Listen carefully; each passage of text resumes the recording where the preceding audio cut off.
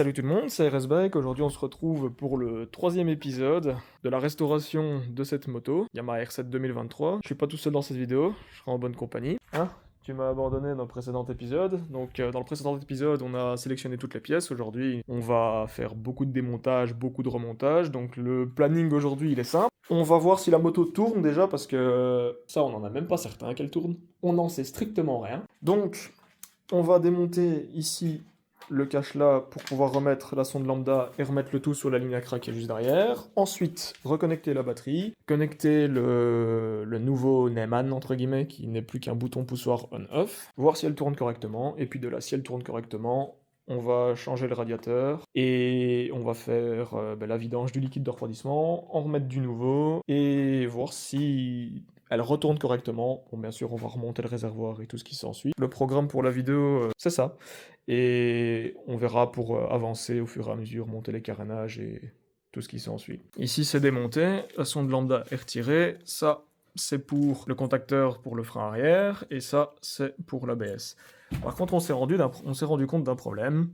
Il n'y a pas assez d'espace que pour monter la nouvelle ligne. Donc, on va démonter le radiateur, finalement, et on la mettra en route plus tard. Et donc, on va tout remplacer en un coup.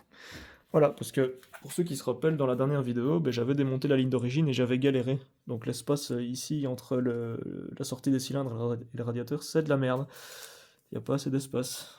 Donc, comme le radiateur est venu s'appuyer contre le cadre, ça a bien morflé sa mère. Et donc, pour remonter la nouvelle ligne d'échappement, ça va être galère aussi. Voilà. Donc pour retirer le radiateur, on va pas faire les baraquis, on va d'abord le vidanger. Ça se passe ici, donc ça c'est pour vidanger le circuit de refroidissement. Et donc là tu peux venir mettre un petit coup en dessous. Je crois même en fait que c'est du 7. Non, c'est du 8. Voilà. Et vraiment, genre, faut pas du tout forcer sur cette vis là, de base c'est serré à 8 Nm. Ah voilà. Le seau il porte bien son nom, seau à merde. On peut voir qu'il n'y a pas tant de liquide que ça. Normalement il y en a plus, je pense que c'est une histoire de 3 litres, un truc comme ça au total dans le moteur.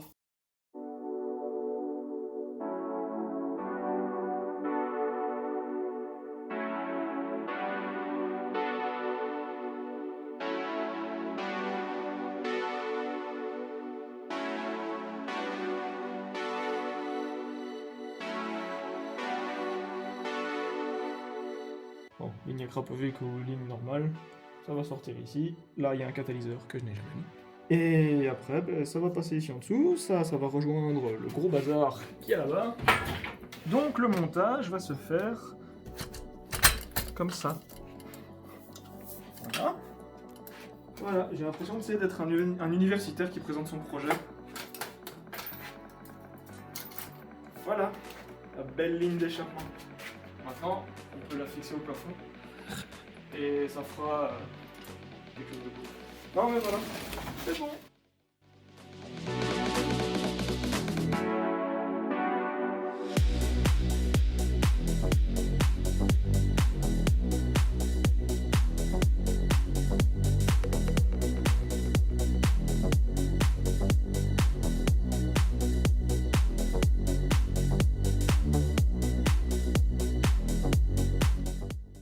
On vous l'a fait hors caméra, mais grosso merdo, ça c'est fait, ce serait grossièrement, ça c'est remonté, on a réparé le pas de vis qui est explosé, donc là c'est tout bon. Maintenant, nouveau radiateur, comme présenté dans la précédente vidéo, tout beau, tout neuf, et il va venir juste ici. Je précise bien qu'il ne faut pas démonter le radiateur pour remonter la ligne d'échappement, et inversement.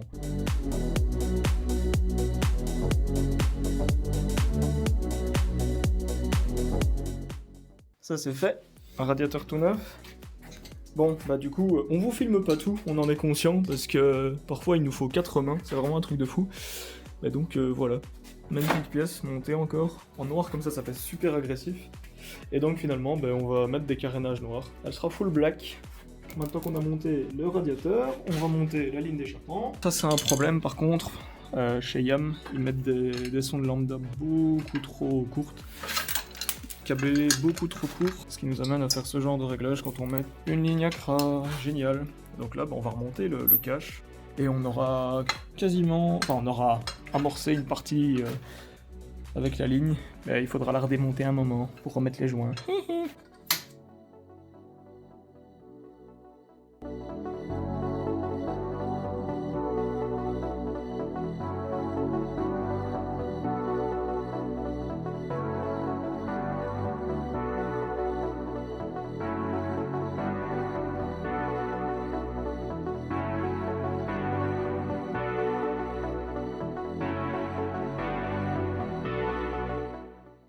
Je n'aurais jamais voulu faire ça, mais je suis obligé de le ranquiller. Ça fait 4 ans qu'elle n'a pas été dedans. Mais je suis obligé pour le circuit, on est malheureusement obligé.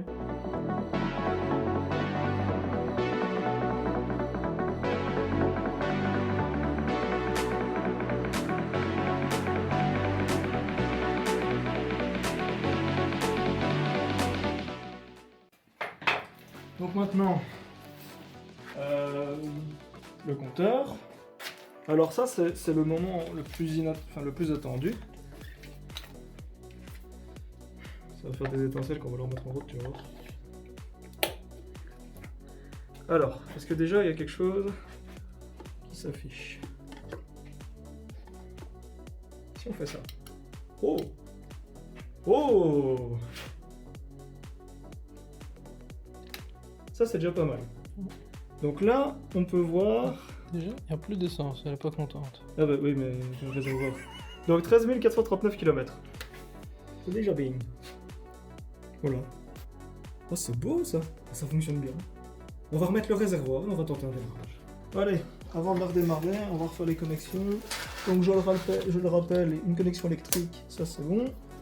Et maintenant, la connexion de carburant. Voilà.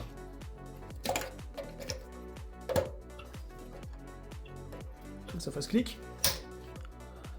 Là c'est bon. C'était un bon clic. Ça c'est facile. On a une à gauche. Ça va à gauche. On a une à droite. Ça va à droite. L'instant que vous attendez tous. Instant qu'on attend tous. On attend tous.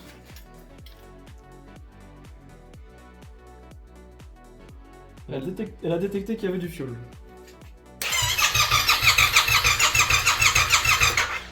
Donc, sans régulateur de tension. Sans régulateur de tension, c'est sûr, ça marchera moins bien. Problématique. Maintenant. Voilà.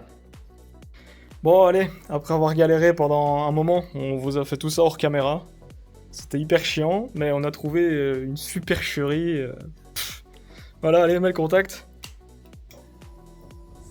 Ça, c'est déjà bon. Ça y est, on attend la pompe. On attend la pompe, appuie.